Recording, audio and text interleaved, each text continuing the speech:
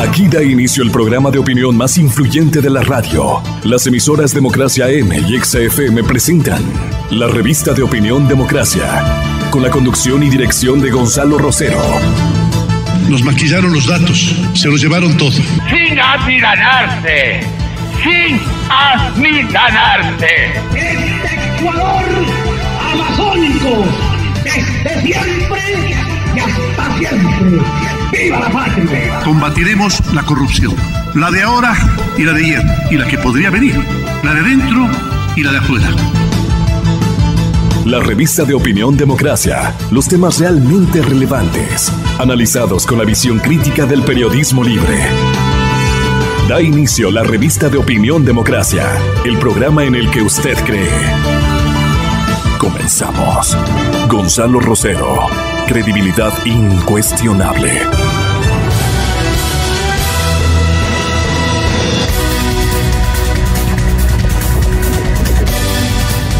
Si es residente en el Distrito Metropolitano de Quito, el mejor consejo es que se abrigue bien. Es una mañana tremendamente fría y naturalmente estamos pescando ya consecuencias gripales, resfríos, en fin. Y maneje con cuidado. Es una plaza taurina la que existe por una ausencia de disciplina en la movilidad de los actores. Me refiero a los automovilistas, entre los que me incluyo, pues somos toros. Para navegar, digamos, para correr en la gran plaza quiteña, toros.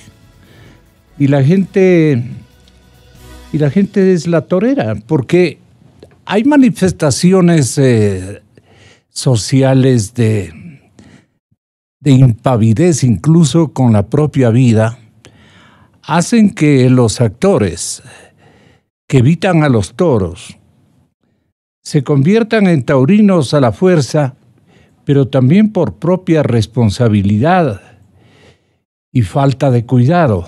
Se lanzan al ruedo, se lanzan a las calles. No hay el menor respeto para las a ver si me ayudan. No, para los semáforos. La semaforización, muchas gracias, vea. El compañero en la sala de controles resultó un académico en el idioma que estamos utilizando a partir de este momento entre vecinos de esta urbe.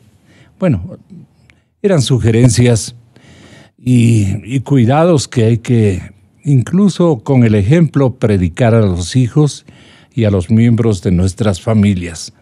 Somos malísimos conductores de vehículos. Buscamos siempre la trampa, lo más angosto, lo más rápido, y nos introducimos armando un caos impresionante. Somos todos, sin excepción, de todos los círculos y estamentos ciudadanos, en los barrios, en las ciudadelas, en el centro, en el denominado, tiene una denominación muy moderna en la municipalidad capitalina, pero alude a las centralidades en el tema de la movilidad.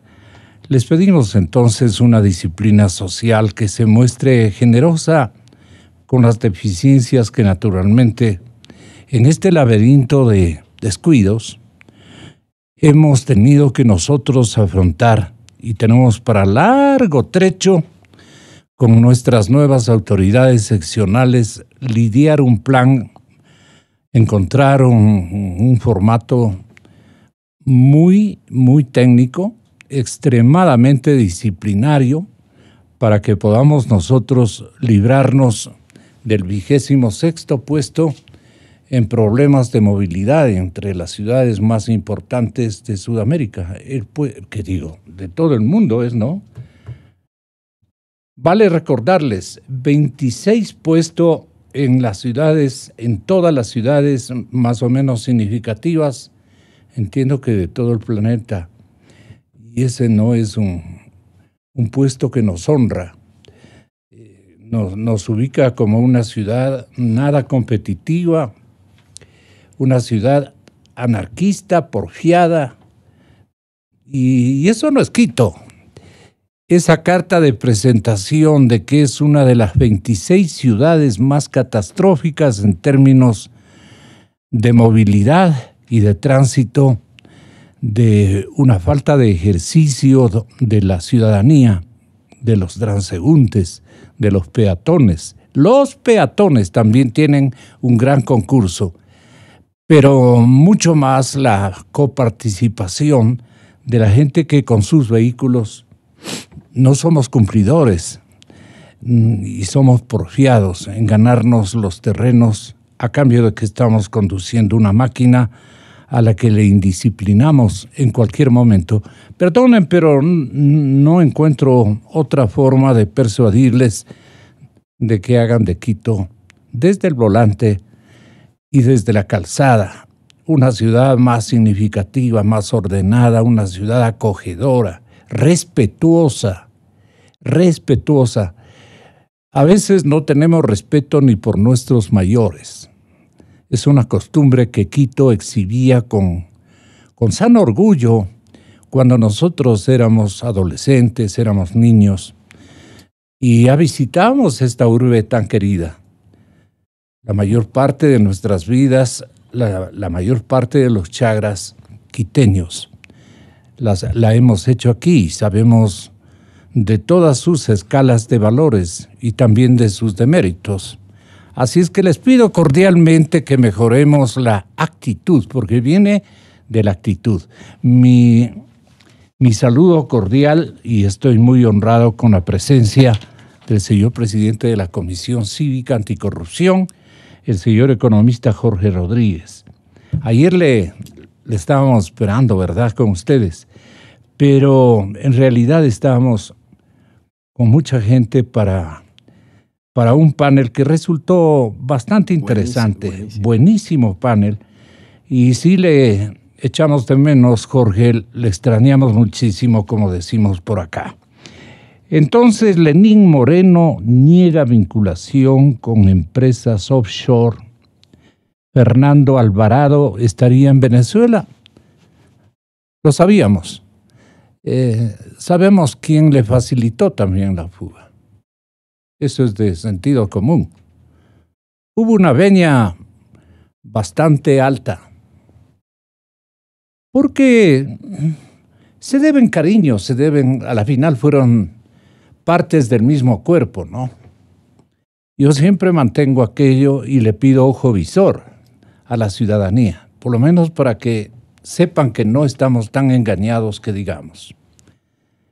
Y hay una actitud de parte de los ecuatorianos que sí entendemos las conflictividades y a veces los apoyos que estratégicamente se brindan entre estos grupos. Hay una pelea en firme, una polémica terrible entre los dos exmandatarios que hicieron y configuraron binomios en 2 ocasiones, ¿no? Eso sí es real. Pero de allí a que las otras instancias estén también muy alineados con sus respectivos líderes de ocasión, eso no lo creemos así muy completamente, para que no nos crean esta palabra que nuestros padres y abuelos usaron, especialmente en estas urbes serranas, para que no nos crean pendejos, decían, y luego nos copiaron incluso los guayaquileños.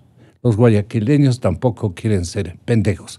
¿Cómo le parece a usted la posición, presidente? Porque esto puede despertar una renovación de la audacia es el juego, de la audacia en el manejo de las instituciones públicas. Tiene mucho que ver con su misión de vigilancia, economista Rodríguez. Paulina Aguirre, nuestra presidenta de Corte Nacional de Justicia, dice que tienen que seguir un procedimiento No obstante de que ya están indiciados, de que son jueces corruptos, de que son fiscales corruptos.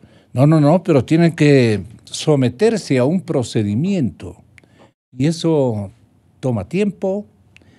Y claro, la paciencia de la ciudadanía está hasta arribísima, ¿no? ¿Qué opinión tiene? Este momento está en Teleamazonas. Nosotros no tenemos ningún inconveniente de promocionar esa entrevista, primero porque somos nuestros fraternos y además porque mi querido Milton está ya comenzando a grabar ese trabajo periodístico de la compañera. Pero aludamos algo de esto que me parece muy, muy importante. Economista, buenos días. Sí, buenos días, Gonzalo. Yo digo, este tema tenemos que tomar desde un punto de vista del antecedente y del resultado. El antecedente es que nos sorprende que la Corte Nacional, después de 10 años de silencio, abran la boca. Y abren la boca para defender el cargo. Porque no están abriendo la boca para defender no solamente la independencia de la función judicial, sino también la transparencia de la función judicial. Entonces, mi primer llamado de atención a una mujer que creo yo que es honesta y que este rato dirige la Corte Nacional, pero que lastimosamente el pueblo, la gente que les ve, deduce. ¿Por qué en 10 años se quedaron callados? Después de que manipularon no solamente los nombramientos, sino también la acción de muchas de las causas que se siguieron a través de las Cortes a nivel nacional. Y segundo, entonces, con este antecedente, hay un punto que yo creo que es vital dentro de la declaración de los miembros de la Corte Nacional, cuando dicen es que no se puede, según el reglamento que ha planteado el Consejo de la Judicatura, el hacer un análisis de la legalidad. Porque si es que hablamos de la legalidad, ¿qué significaría eso? Que nosotros decimos, por ejemplo, que Yalc fue elegido ilegalmente. Yalc eligió esa corte. Entonces, todos serían ilegales. Si es que esa corte es la que elige la presidenta del Consejo de la Judicatura, sería ilegal la doctora María del Carmen Maldonado. Claro. Y si es que es ese organismo el que va a evaluar a los jueces, también sería ilegal. Entonces, aquí viene una cadena que realmente tenemos que aclarar un poco. Porque si vemos, yo no soy abogado, soy economista, pero si vemos la lógica, porque la ley tiene que cumplir temas también de tipo absolutamente lógico, ¿cómo van a solucionar ese problema? Cierto es que no todos tienen el mismo grado de ilegalidad o de legalidad, porque, y le digo, tenemos la experiencia, como Comisión Anticorrupción, presentamos 2 denuncias ante la Fiscalía en los meses anteriores. El uno relacionado con los nombramientos de los miembros de la Corte y el otro con los nombramientos de esta parte que es de los jueces, que es el contencioso administrativo. Entonces, ahí estamos ya diciendo algo de esto de la legalidad. En resumen, de los 21 jueces de la Corte Nacional, posiblemente de manera ilegal, 2 veces ilegal, fueron designados con los temas que hacemos anotación de manera detallada en la denuncia presentada a la Fiscalía y a la cual ya hicimos el reconocimiento de la firma y rúbrica y lógicamente no sé en qué estado se encuentra en la parte de la investigación correspondiente. Entonces, lo que hizo la Comisión Anticorrupción ya le sirve. Y no solamente la Comisión, sino también hay otro tipo, hay cerca de 5 o 6 denuncias presentadas en la Fiscalía que tienen relación al tema específico del nombramiento de juez, incluyendo una de lo que tiene que ver con el Consejo de Participación Ciudadana, que lógicamente también alude a cierto tipo de acciones en donde hizo que jueces de la Corte Nacional sean nombrados básicamente a dedo y rompiendo toda la cadena de lo que es el exámenes de puntuación y lógicamente acomodaron jueces ahí adentro para efectos de que de armar esta gran maquinaria para la evasión de responsabilidades de lo que hicieron con los 10 años anteriores. ¿Usted recuerda, economista, que la presidenta de la Corte, la respetable Paulina Aguirre, cuestionó la legalidad de algunos lineamientos de la evaluación, precisamente? y dijo que considera la Corte que la creación de un comité evaluador, la incorporación de transparencia y legitimidad como criterios de evaluación. 2. La legitimidad. Y la remoción y la legitimidad como criterios de evaluación. Lo que yo digo. Lo que usted dice. Y la remoción de los jueces, si no obtienen el 80% de la calificación en una sola evaluación, van en contra de lo establecido en el Código Orgánico de la Función Judicial y de la propia Constitución de la República. Entonces, ahí hay que pensar en el comité evaluador, dice ella, en los criterios de la evaluación y en algunos otros datos que arrojan puntajes y que determinan remociones inmediatas. Pero ella no, dice, no ha de ser tan cierto. Más o menos es lo que le grafico yo en un comentario ciudadano. No ha de ser, esa corrupción que aluden no ha de ser tan cierto. No merecen el 80%, peor, tiene que llenarse un recipiente de 90% seguramente o 95% de resistencia, de aguante social, de aguante comunitario, de aguante ciudadano, para poder removerles del cargo a jueces que, vivito y coleando, digamos, se han alineado con la corrupción, han favorecido causas ajenas al interés público. Muchos de ellos deben haber recibido vendajes de la situación, para ponerle en esos términos. Y le doy dos nombres para un poco alimentar el conocimiento de quienes nos están escuchando. Como Comisión Anticorrupción hemos presentado denuncias en contra del juez Maldonado y del juez Enríquez, por ejemplo. Y ¿se acuerda? Bueno, que no es de la Corte Nacional, pero también forma parte de toda esta agrupación para delinquir a favor de unos actos no nada honestos del gobierno anterior. Acuérdese de la doctora Matamoros, que no es de la Corte Nacional. Uh-huh. Sin embargo, de los dos tenemos presentados casos, pero adicionalmente también en cuanto a lo que es calificación para efectos del nombramiento de jueces de la Corte Nacional, hemos hecho esta denuncia que reposa este momento en la Fiscalía y que les va a servir para la evaluación correspondiente. Una evaluación que lastimosamente yo no veo solamente es que van a pedir a las universidades que nombren miembros para efectos de que hagan este comité calificador, pero yo no veo, por ejemplo, aquí observadores internacionales. Uh-huh. Y yo creo que deberíamos tener obligatoriamente por lo menos la presencia de 3 organizaciones que son de reconocida prestigio internacional para efectos de que... Los que más cumplen estándares internacionales. Exactamente, ¿no? Porque tenemos que seguir aquellos lineamientos que hacen justamente los organismos multilaterales, aquellos que ya calificaron al Ecuador como acto ilegal, acuérdese con los jueces anteriores, en donde determinaron la responsabilidad del Estado de dar unas indemnizaciones bastante grandes. Entonces, para evitar tener problemas posteriormente con los derechos humanos a nivel internacional, tenemos que tener el cuidado suficiente para efectos de que hagamos bien las cosas hoy día, de tal manera que a la gente le quede el mismo criterio que tenemos con respecto a la Corte Constitucional. Nosotros decimos ahora, eso se hizo bien, fueron extraordinarios aquellas personas que hicieron la calificación, pero también son extraordinarios aquellos que hoy están como jueces de la Corte Nacional, de la Corte Constitucional. Solo yo y la Corte tenemos este momento la posibilidad de sancionar a nuestros compañeros del ámbito de la justicia, prácticamente nos dice, y eso no es así. Ahora le invocamos que participe usted, como está haciéndolo la colega Inostroza, a nombre de la ciudadanía, del descontento social que existe en el pueblo ecuatoriano respecto a los jueces y fiscales. Bueno, vea Gonzalo, como sentimiento. Yo les digo un tema que es vital para efectos de lo que es el crecimiento de la economía del país.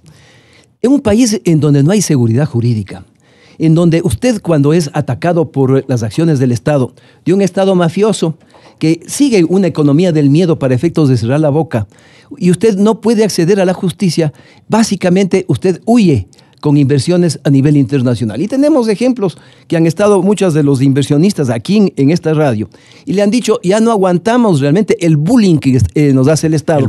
Y cuando hacemos la reclamación correspondiente, nunca ganamos, porque desde la Presidencia de la República habían órdenes a los jueces y adicionalmente también acompañaban cada acto que hacía el empresario o la ciudadanía en contra del Estado.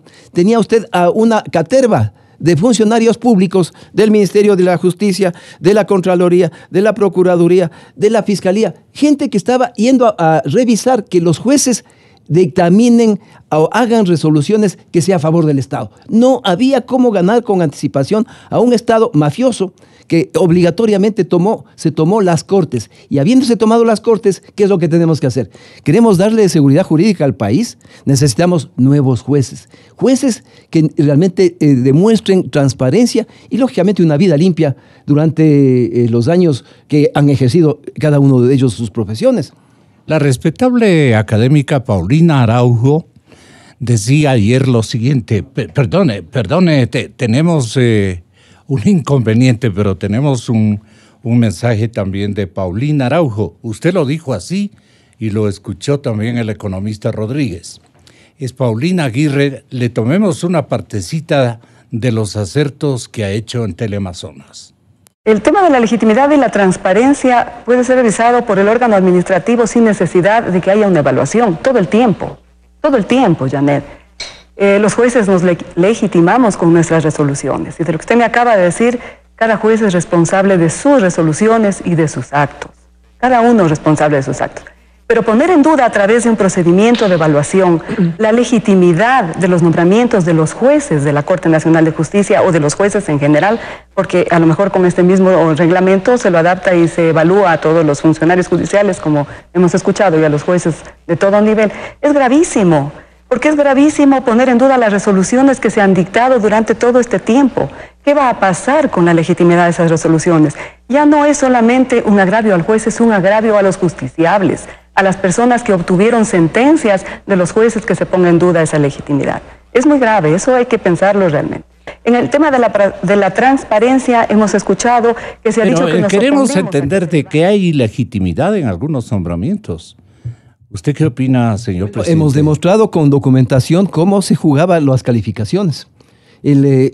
Uno establecía un concurso y en los concursos no ganaba el que mejor puntaje tenía, sino el que quería el señor Yalc y su caterva.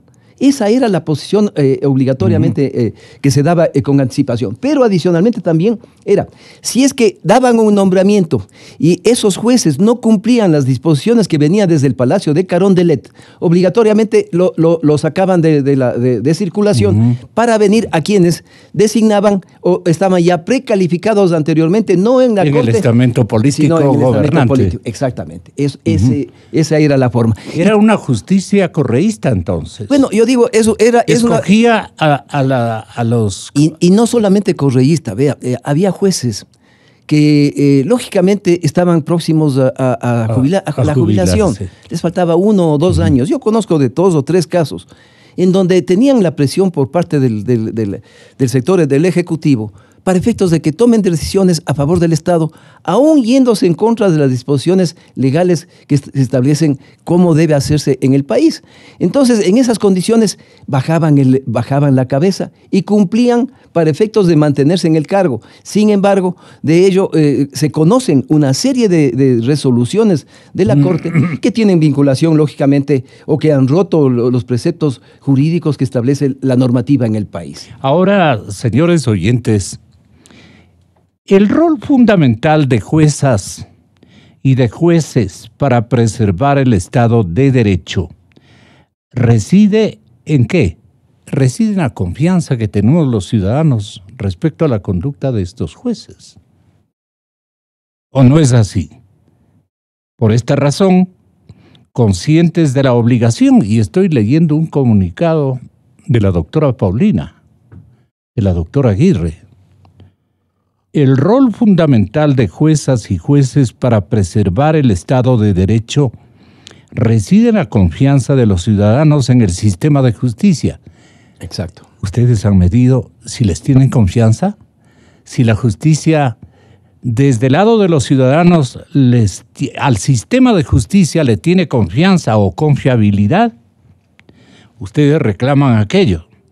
Y por esta razón, conscientes de la obligación constitucional y legal de transparentar, dice usted, doctora presidenta, nuestras actuaciones en el ejercicio del cargo, reiteramos nuestra predisposición a que el Consejo de la Judicatura, en el marco de sus competencias, analice nuestro desempeño.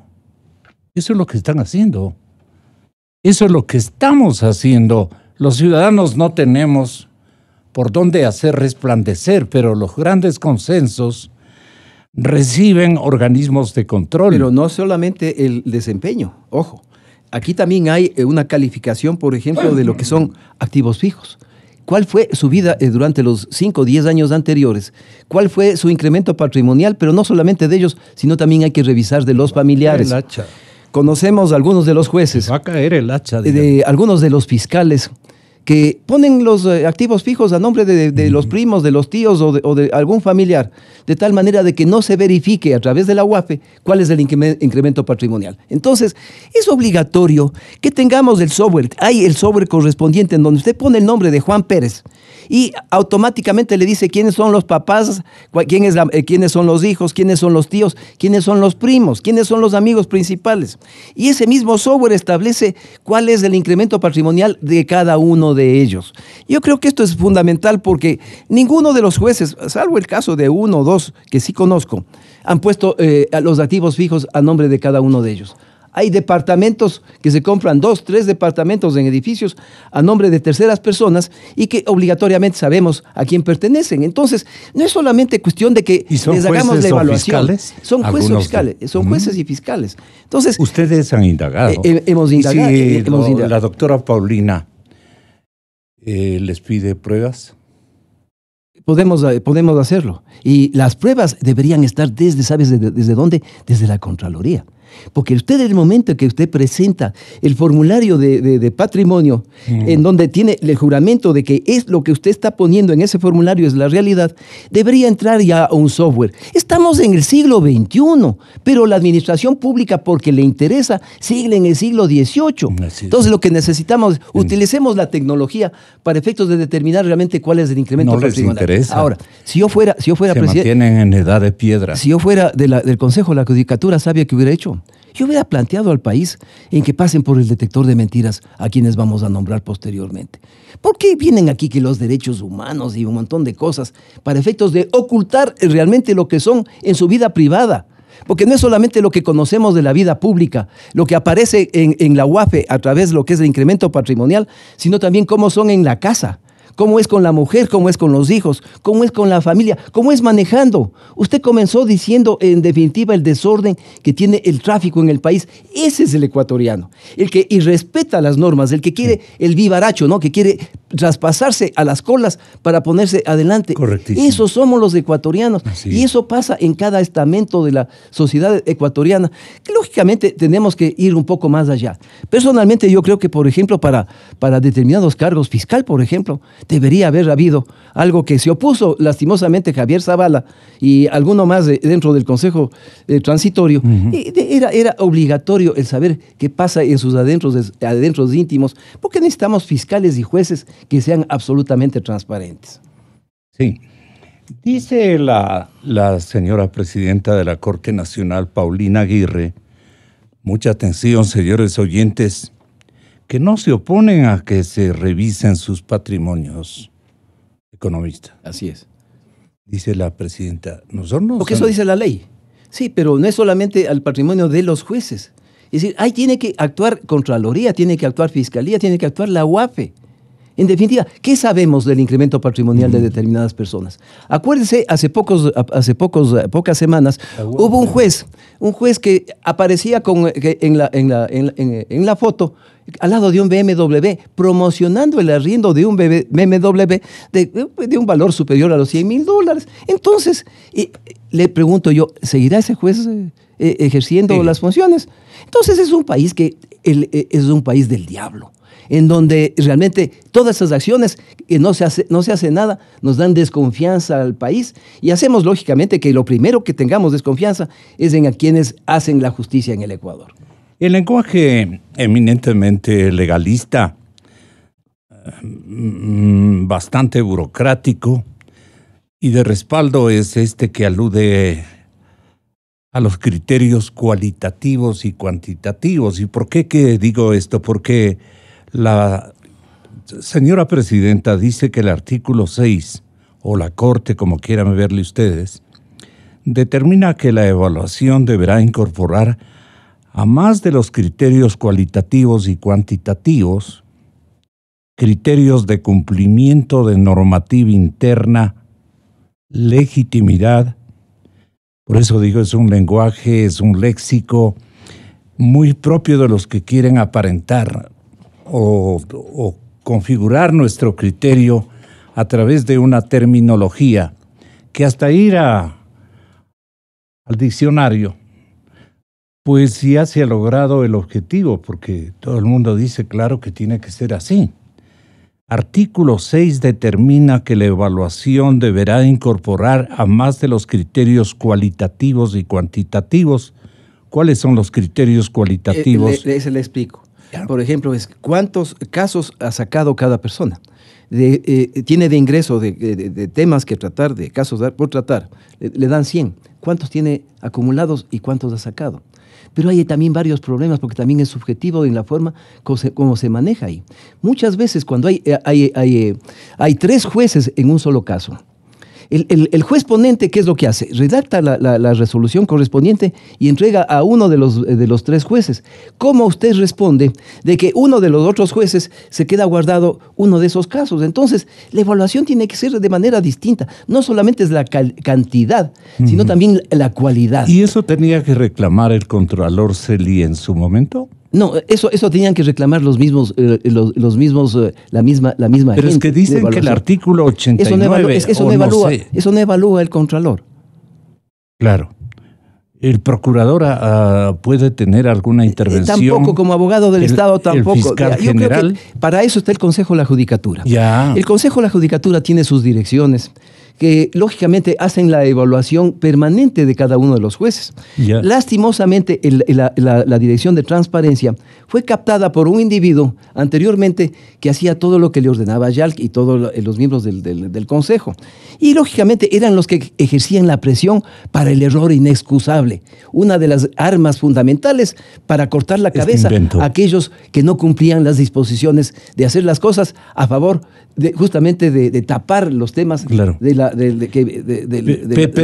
Pero el doctor Yal, de lo que más se ocupó desde la construcción del Código Orgánico de la Función Judicial.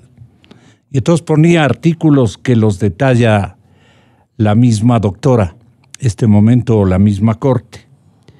Dice ella, el artículo 89 del Código Orgánico de la Función Judicial regula que las evaluaciones se harán atendiendo únicamente criterios cualitativos y cuantitativos. Eso es lo que no logro yo apreciar. O sea, ojalá usted no... Claro, solamente la cantidad de casos que ha hecho y la calidad. Porque puede haber de la calidad como aquellos 3 jueces en Guayaquil que dictaminaron este habeas corpus preventivo. Un poco entonces, esa es la calidad. Lógicamente ellos no entran dentro de esa evaluación. Dice que se confunden entre criterios de evaluación con principios administrativos de justicia. Pues la legitimidad y la transparencia no son criterios de evaluación, dice. No, la transparencia sí. Pues. Posiblemente la legitimidad hay que verificar también cómo fueron nombrados esos jueces. Lo que pasa es que en esta Corte hay de todo. Toda autoridad pública está investida en legitimidad, siendo incompatible el análisis de esta con la evaluación de la labor del juez, O sea, es incompatible. ¿Y qué pasa cuando no siguió las normas? Puesto que la designación de jueces es responsabilidad del ente nominador y en este caso el Consejo de la Judicatura. Así es. Pero si es que se hacía mañosamente aquellos concursos para efectos de poner jueces y se rompía toda la cadena de calificación para efectos de poner a los más malos, pero que sean los más obsecuentes con la fuerza del poder, entonces a eso es lo que se refiere. Ahora, lógicamente que eso coloca en una situación bien complicada, incluso a la gente que hay buena. En la Corte Nacional de Justicia hay gente buena. Y le digo yo tres o cuatro nombres, o sea, no podemos decir todos los de la Corte son corruptos. No. Ahí yo le digo, pueden haber 8 o 10 personas a las que realmente hay que darles nuestros respetos, porque han hecho bien las cosas, pero aparte que han hecho bien, no le han hecho caso a las órdenes que venían de Alexis Mera o de los funcionarios cercanos al gobierno. ¿Y el batallón de obedientes a cuánto ascendería? Bueno, ¿a cuántos? Verá, nosotros hemos hecho ya un punteo de jueces, jueces y conjueces, para saber realmente cuáles son los buenos y cuáles son los malos. ¿Por qué no le dan los nombres? Porque ustedes como comisión nos están representando. Pero se necesitan pruebas. Pero necesitamos que ser muy cuidadosos en ese tema, vea. Yo le he dicho ya dos nombres. Es que ahí entonces la presidenta cree que le están dando la razón. No, yo le he dado dos nombres ya aquí de jueces que no pueden seguir en el ejercicio del cargo, ¿no? Entonces, y le doy jueces en donde yo creo que realmente han hecho un trabajo extraordinario en esa corte. Lastimosamente se quedaron mudos durante 10 años. No reclamaron ante la Corte Nacional, ante la presidenta, antes del presidente, para efectos de decirles, actuemos. Porque saquemos a estos malos compañeros. El Consejo de la Judicatura es un órgano administrativo. Yo le oía a un abogado decir, ellos tenían que comprar el papel higiénico para los baños en las cortes, pero no meterse realmente en lo que es el trámite de todo el Estado de Derecho, toda esa cadena que existe para efectos de dar resoluciones de tipo legal. El no alcanzar, dice la Corte y la respetable doctora Aguirre, el no alcanzar el 80% de la puntuación sería causal de remoción, criterio que no contiene un sustento técnico motivado que respalde este porcentaje, tanto más que la remoción se encuentra prevista en el artículo 87 del Código Orgánico de la Función Judicial.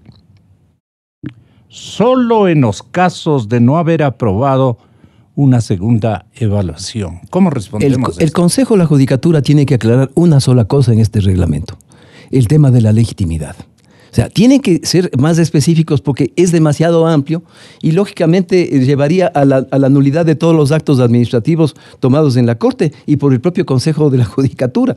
Entonces, esa es la parte que tiene que hacer obligatoriamente. Y la segunda es que esa comisión calificadora tenga un nivel que realmente a la gente le dé seguridad, que aquellos jueces que van a ser elegidos luego de esta evaluación tengan un nivel que nos dé confianza a toda la ciudadanía. Eso es todo. O sea, hagamos bien, llevemos de manera adecuada, evitemos cualquier cuchicheo que se hace incluso a través de las redes sociales, porque esto es grave. O sea, necesitamos una justicia que realmente nos dé absoluta confianza. Queremos unos miembros de la Corte Nacional de las mismas características que tenemos en la Corte Constitucional. El mismísimo presidente de la Federación de Judiciales o presidente de los abogados del Ecuador, Ramiro García, nos decía ayer y le decía a la doctora Paulina Aguirre lo siguiente, pongamos atención y con esto terminamos después de el juicio de opinión que nos elabore el presidente de la Comisión Ciudadana Anticorrupción. Escuchemos, le digo con mayor respeto, doctora Aguirre, lo que dice su dirigente, porque él es presidente de la federación, el presidente de su gremio, doctor Aguirre. La doctora Paulina Aguirre, yo la conozco y me parece una jueza seria y una persona de primera. Es una pena que ella tenga que poner la cara en nombre de una Corte Nacional que nos ha cubierto de vergüenza durante todos estos años. O sea, recordemos las sentencias delirantes que han salido de esta Corte, entre otras el condenar por aplaudir, caso Ecuador TV, o procesar periodistas por escribir un artículo, caso Fernando Villavicencio, o declarar maliciosa y temeraria la denuncia presentada contra Polis por parte de los miembros de la Comisión Anticorrupción, con Julio César Trujillo a la cabeza. Es decir, ese tipo de cosas son las que ha hecho la Corte Nacional para que la ciudadanía en general clame su evaluación. Yo creo que la Mesa de Verdad y Justicia ya ha hecho un trabajo bastante interesante con esto. 14 jueces de la Corte Nacional son nombrados en el informe final de la Mesa de Verdad y Justicia como jueces que se prestaron para la persecución de personas a nombre del régimen. Eso por un lado. Por otra parte, insisto, nos parece inaceptable que se opongan a ser analizadas sus cuentas y el incremento patrimonial que han tenido mientras han ejercido la judicatura. Que eso, además, no solamente que se debe hacer con todo juez, sino con todo funcionario público. Los funcionarios públicos autorizamos, el momento en que nosotros asumimos un cargo, autorizamos la apertura de cuentas, la transparencia de cuentas, el ser analizados periódicamente. Así que me parece hasta un gesto de desconocimiento jurídico el que ellos hagan un pronunciamiento en ese sentido. ¿Qué va a hacer con estos 14 jueces, doctor Aguirre? ¿Qué va a hacer?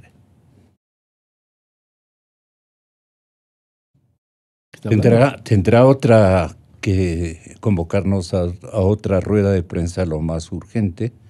Porque entiendo que este es si no es un organismo colegiado, yo creo que sí lo es. Y esta comisión de alto nivel no creo que fue con consignas de nadie. ¿Usted qué opina? ¿Qué importancia y trascendencia y autoridad y representatividad tiene este comité que ha detectado que no menos de 14 jueces tienen que salir, doctor Aguirre?